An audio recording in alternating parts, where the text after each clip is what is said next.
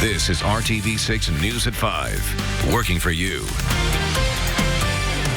And good evening to you. At 5 o'clock, I'm Mark Mullins. And I'm Amanda Starantino. First at 5 tonight, questions about what led up to a tragic situation in which a boy with autism was hit by a car. A mother wants to know why his school lost track of him when he was supposed to be boarding a school bus. But Indianapolis Public Schools says that's not what happened. RTV6's Stephanie Wade spoke to the boy's mother to learn what she is demanding of the school district. I'd like to see justice for my son. I really would, because unfortunately he's nonverbal, can't speak for himself. So I would like to see some justice for my son. A mother wants answers after her 7-year-old son, Frank Barnett, who is autistic, was able to leave school Monday and ended up getting hit by a car. A concussion, nearly 50 stitches, and bruising head to toe later. Frank spent the night in the hospital and is now recovering.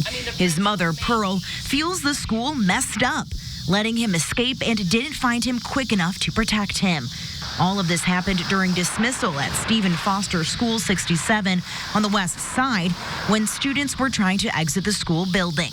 And Frank should have been riding home on the bus. He gets curb-to-curb services due to the autism.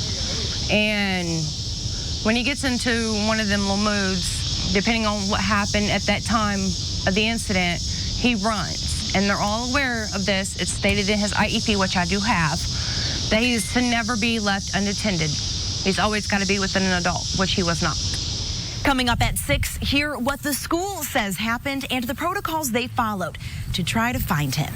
Working for you, Stephanie Wade, RTV6. It is our mission to work for our neighbors. If you have a problem that you aren't getting answers to, reach out to us at workingforyou@rtv6.com. Let's all just take a live look outside and look at all of that sunshine out there. And temperatures are comfortable, so hopefully you have enjoyed the beautiful weather today. But it's been a little windy, but not too bad. Winds is whipping, but yeah, the sunshine is something that you just want to stare at, right? It's very nice. Yeah, we got more of it on the way tomorrow. No real change until we get to Friday into the weekend. There's that peak wind gust. Amanda mentioned strong winds, 36-mile-per-hour gust in Indy, and it's still windy. 28-mile-per-hour gust in Indianapolis. These will relax tonight. Should be 5 to 10 miles per hour once we start to have the sun set and the shadows grow longer. The wind gusts diminish. Comfortable temperatures. Boy, you can't beat it. Humidity is extremely low. Lots of sunshine and very comfortable temperatures. Indianapolis right now, as we mentioned, 77. That's shared by Peru and Muncie. Mid-70s in Columbus. Where are we headed this evening? Through the evening hours, temperatures will fall into the mid-60s. The wind will calm down. Once again, we'll be united in the 50s for tomorrow morning. Then we'll start a new trend, a warming trend that will last into the weekend. That's coming up. All right, thank you, Kevin. A special send-off for a baby girl who has only known the hospital as her home.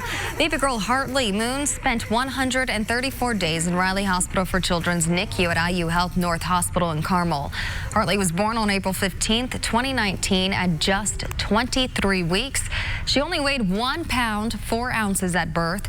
And with the help of NICU caregivers, Hartley has gained weight, grown, and can now eat and breathe on her own. And today, her parents, Taylor and Spencer, finally got to take their baby home. So baby Hartley can finally experience life outside of hospital walls. A very nice homecoming there. We are glad to see that.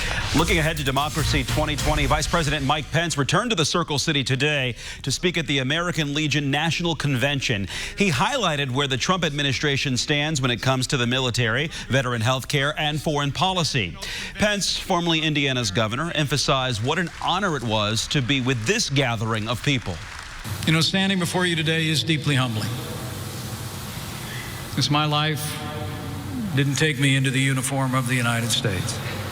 All of you did your part. The truth is, through your work in the American Legion, you're still doing it. Pence's father was a Korean War veteran, and he is also the father of a Marine. Tonight, police are investigating a double shooting in the Hawville area of Indianapolis, and officers are looking for whoever pulled the trigger. IMPD says someone shot a man and a woman in the 500 block of North Pershing Avenue late this morning. That's near West Michigan Street and North Belmont Avenue west of downtown. Both victims are described by police as stable in the hospital. Police have not released their names. Officers say they hope neighborhood residents will come forward with information that can help detectives make an arrest. If you you have any info at all, you can call Crime Stoppers at 317-262-TIPS and leave an anonymous tip. A man is dead, shot and killed outside of businesses on Indianapolis's east side early this morning. IMPD says they rushed to the 3800 block of English Avenue around 3 a.m. on a report of a shooting. Officers found a man who had been shot. Medics took him to the hospital where he later died.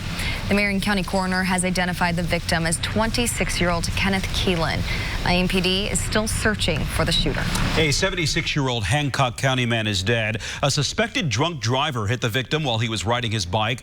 The Hancock County Sheriff's Department says the incident happened this morning on County Road 300 North, not far from Greenfield. Investigators say a man suspected of being drunk and driving on a suspended license hit and killed Roger Wellenreiter of Greenfield while he was on his bicycle. The suspect is a 40-year-old Greenfield man. Deputies say he faces preliminary charges of operating a vehicle while intoxicated causing death, along with driving with a suspended license causing death. We are just 4 days away from Indigo's brand new Red Line opening for passengers here in Indianapolis. RTV6 is working for you, helping you get ready for that Red Line and all of the changes that it brings. Our Rafael Sanchez finds out how the new bus line will impact everyone who goes into Marion County and what you need to know. You can watch our half-hour special Inside the Red Line Thursday. That's tomorrow at 7 p.m. only on RTV6. Well, a big weekend of racing. The NHRA U.S. Nationals are in Brownsburg at Lucas Oil Raceway. RTV6 Sports Director Dave First is live tonight. And Dave, you have a special guest this evening. It is U.S. Nationals Week in Indianapolis. Big 65th annual, which is hard to believe. And eventually, if it's U.S. Nationals Week, you got to talk to the legendary John Force. 150 wins and counting. 4-time winner of the U.S. Nationals. You're ready to go here once again, aren't you? I'm excited about it. I finally got that monkey off my back with that 150. I come in here, Robert Heights with the Auto Club Chevys in the points lead. Yep. And of course, I'm driving this weekend for Chevrolet Performance. Chevrolet Nationals, I'm excited about it. And we want to win. I've won here a number of times. Yep. Brittany's here, and we're all in this proc, a new young kid I got. It's going to be exciting. Okay, so let's flash back. A couple weeks ago out in Seattle, you finally got win number 150. It's a win you've been waiting on for a while. How excited was that? Well, it was. People say, gee, it took you almost a year to get one win, but it took me 45 years to get 150. It was exciting. I had promised the fans years back that I tried to get over the fence when I came back from my crash in 07, and I couldn't get over the fence, so this time they drugged me over. That's the thing. So we have video of you climbing over a fence. I mean, John, you're 70 years old. I was really worried about you at that point. Well, now I'm 75 from climbing that fence. Now, I have a passion for racing. I love NHRA Mellow Yellow drag racing. It's the greatest show on earth, and I love just being part of the family. Yeah. And we're coming here to Indy. This is going to be a huge race. It's going to be exciting. You know what my biggest nervous deal is about Indy? Yeah. You told me I got to eat one of those shrimps at St. Elmo's on TV, and I'm terrified because I will pour it right down the front of my shirt. As you take a look at the schedule, by the way, it all starts Friday, Nitro qualifying Friday, and then eliminations begin bright and early, 11 a.m. on Monday. It is absolutely one of the great traditions of Indianapolis. Labor Day weekend, the U.S. Nationals here out in Brownsburg and certainly Central Indiana. Okay, here we go. Dig into one of these things here, John. Well, you got to kind of find one, first of all. It's St. Elmo style. I don't know how to do that. You found one. That's good. Okay. And okay, ready? You know, it's a little spicy, so okay, there he goes. A legendary 16-time champion in HRA funny car. How is it? Spicy? There it is. See, I wondered where it was. Can we get something for John to drink, for crying out loud? Give me a mellow yellow. A mellow yellow, preferably. Nicely done. The legendary John Force back in Indianapolis, getting ready for the U.S. Nationals this weekend. Have a great weekend. Hope you get number 5 on Monday, buddy. If I can breathe by race day. Oh, no, he needs the milk day. He'll want another one in just a moment. Join us coming up at 6, guys. Back to you in the studio. He'll want another one in just a moment. We've all Watch. been there. Yeah, exactly. Mellow Yellow's not going to help. Next, another court maintains the block in an Indiana law that would scrub some voter registrations from the system. The impact of this week's decision on you. I think he definitely felt that. I saw him just go like this a second ago. Ooh, ooh. Chance for thunderstorms returning. We'll get into the timeline and look at the Labor Day weekend forecast coming up. Boy Furniture Galleries. Live life comfortably. A federal appeals court sides with critics of an Indiana law saying it illegally removed voters' names from the dockets. Thursday, the Chicago-based 7th U.S. Circuit Court of Appeals upheld a federal judge's ruling last year blocking the Indiana law from taking effect. That law would have allowed local election authorities to immediately purge voter registrations if the program called Interstate Voter Registration Crosscheck found a duplicate registration in another state for that person. The group, Common Cause Indiana, says the crosscheck system is unreliable. This week's ruling says Indiana law wrongly allowed registration purges without voter notification. As the Colts continue to figure out life in the post-Andrew Luck era, there is at least one unintended consequence created due to Luck's retirement. Today, Captain Andrew Luck officially signed off of Twitter, much like the real Andrew Luck stepped off the football field for good. In a letter posted to SI.com today, Captain Andrew Luck, which is a Twitter parody account, addressed his fans. He wrote in part, quote, "Life on the family farm is just as I remembered. I have been up at the crack of dawn each day, sometimes crowing before the rooster. Oh, how he hates to be beaten." Well, he goes on to say, quote, "Dearest mother is in the tremendous spirits. She was elated for my final return all in one piece. She insists I pass along her well wishes and assure you she fully intends to keep the unit stocked with batches of squirrel oil for your upcoming battles."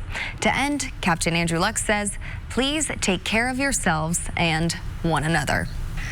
Well, the Colts play their final preseason game against the Bengals on Thursday night, which is tomorrow in Cincinnati. The starters won't play in this game. The regular season starts Sunday, September 8th. The Colts will be in LA to take on the Chargers. I loved that parody account. I know that was a fan favorite for a lot of people. Sad to see that go too. It doesn't have to go, does it? It doesn't have to. I'm sure we might see some peaks down the road. We'll see. If Andrew comes back, then that comes back. Big story you're following today. Well, the national weather story is obviously Dorian. It is forecast to become a major hurricane off the coast of Florida later in the week into the weekend. And so all eyes of the southeast U.S. on that progression. Winds may be 115 miles per hour or more at times as it approaches the east coast of Florida. We'll wait and see on that. Some of those have it cutting across Florida Peninsula, others going along the east coast. As far as our rain chances, we do have some rain chances. We've been talking about a nice, beautiful stretch of weather. It still are. The rain chances for widespread rain are very low, and as you can see, the chance there Friday, Saturday, and Sunday, and then we roll into a dry Labor Day. Love this view. What a great day. It's that combination of the low humidity, temperatures that are comfortable in sunshine, only tempered by those very strong winds that were gusting well over 30 miles per hour. Indy sits 6-7 degrees. The average high has now dropped to 83 degrees. We were at 84 yesterday, so it's a time of year where everything starts to slide the other way with average highs and lows getting cooler now. Say hello to Tanner. Tanner, how are you? Hey, Tanner. He looks calm, doesn't he? He looks relaxed. What you would expect. And focused. A golden retriever, and we share one thing in common, Tanner, and that's some gray hair, it looks like. 71 or 71 at 8 o'clock tonight. 11 o'clock will be at 64 degrees on our way into the 50s. Here we go again. A nice, comfortable start tomorrow. It won't be as windy tomorrow. It will still be breezy. That wind will be 10 to 15 miles per hour, but starting to change direction, come more out of the southwest. That will start to boost the temperature a little bit, get us above the 80-degree mark. Should be 81 or so. There's your wind out of the west and eventually southwest. That will also transport a little more humidity into the picture. Not tomorrow, but as we get to Friday and into the weekend, you'll start to notice that a little more. Tomorrow still mostly sunny and temperatures lower 80s. Tomorrow night, a line of thunderstorms I think will build to the northwest of Indiana, try to drop to the south and east. And when I say try, what's likely to happen, it will encounter drier air, and I think that will start to inhibit this. There's a potential for some stronger storms north and west, but right now these should be fading or weakening as they move into west central Indiana later tomorrow night into Friday morning. There are your temperatures on Friday, right back to 80 degrees. That slight chance of a thunderstorm. Saturday, temperature 81. We'll be at 82 with a little higher chance for thunderstorms on Sunday. And then on our Labor Day forecast graphic, remember the old station wagon where you'd throw the surfboard on there, yeah. Do it again. Temperatures Monday in about 83. But don't probably head down to the Florida coast. No, definitely not. Be too much for that. Stay up here. It's going to be a nice one for it. All right. An historic launch and landing for the SpaceX rocket that could help take average Joes to space as early as 2021. Yesterday, SpaceX completed its final test for the Starhopper prototype, which rose several hundred feet off the ground in Boca Chica, Texas. Now it landed as it was supposed to on a nearby landing pad. So this puts SpaceX one step closer to sending travelers to space. Starhopper uses a next-generation engine SpaceX is developing for use on Starship. Starship is a space vehicle that is expected to hold 100 passengers and take them to space. The Starship flights could begin as early as 2021. I feel like we're in an episode of Star Wars saying Starship and all that. The future is now, Amanda. Wow, it is here, right? That's crazy. RTV6 is your home for the 53rd CMA Awards, and today this list of nominees was revealed. And it proves Indianapolis is a hotbed for country music. First, the artist Maren Morris leads the way with 6 nominations, including Single of the Year, Album of the Year, and Song of the Year. This year's host of the CMA Awards, Carrie Underwood, has 3 nominations, including Entertainer of the Year. In fact, Garth Brooks, Eric Church, Chris Stapleton, Keith Urban, and Underwood are all Entertainer of the Year nominees. And 2 Indianapolis radio stations are finalists for Station of the Year in the large market category. They include WFMS and Hank FM WLHK. And Carrie Underwood hosts the 53rd Annual CMA Awards with special guest hosts Reba McEntire and Dolly Parton Wednesday, November 13th, only on RTV6. Looking forward to it? Absolutely. Love it. A family in Colorado with 3 unwanted visitors. The close call that you have to see to believe. Next here. Test drive at Honda of Fishers.